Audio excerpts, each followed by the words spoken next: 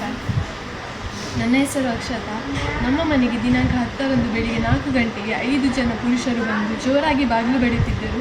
ನಾನು ಮತ್ತು ನನ್ನ ಅಜ್ಜ ಅಮ್ಮ ಮನೆಯಲ್ಲೇ ಇರುವುದು. 4 ಗಂಟೆಗೆ ಬಂದು ಜೋರಾಗಿ ಬಾಗಿಲು ಬಡಿಯುತ್ತಿದ್ದರು.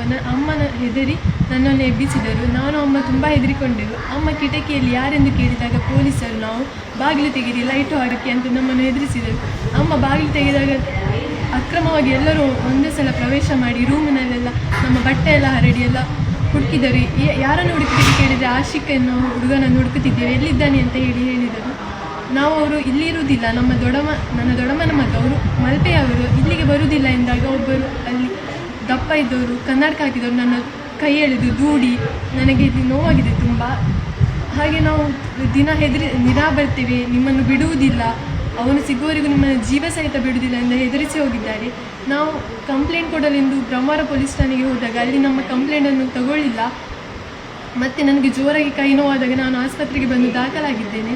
ಮರುದಿನ ಅವರು ಪೊಲೀಸ್ನವರು ನನ್ನ ಹೇಳಿಕೆಯನ್ನು ತೆಗೆದುಕೊಂಡು ಬರಲು ಬಂದರು. ಆದರೆ ಅವರು ನನ್ನ ಕಂಪ್ಲೇಂಟನ್ನು FIR ಮಾಡಲಿಲ್ಲ. ಬದಲಾಗಿ ನನಗೆ ತಿಳಿದು ಬಂತು ಅವರು ನನ್ನ ಮೇಲೆ FIR ಮಾಡಿದ್ದಾರೆಂದು. ನನಗೆ ಒಂದು ನ್ಯಾಯವನ್ನು ನೀಡಬೇಕಾಗಿ ನಿಮ್ಮಲ್ಲಿ ಕೇಳಿಕೊಳ್ಳುತ್ತೇನೆ. ಮತ್ತು 5 ಜನ ಪುರುಷರು ಮಾತ್ರ ಇದ್ದದ್ದು, ಯಾವ ಲೇಡೀಸ್ ಕಾನ್ಸ್ಟೇಬಲ್ ಇಲ್ಲ. ಅವರು ಸುಳ್ಳು ಹೇಳಿದ್ದಾರೆ, ಲೇಡೀಸ್ ಕಾನ್ಸ್ಟೇಬಲ್ ಇದ್ದಾರೆಂದು.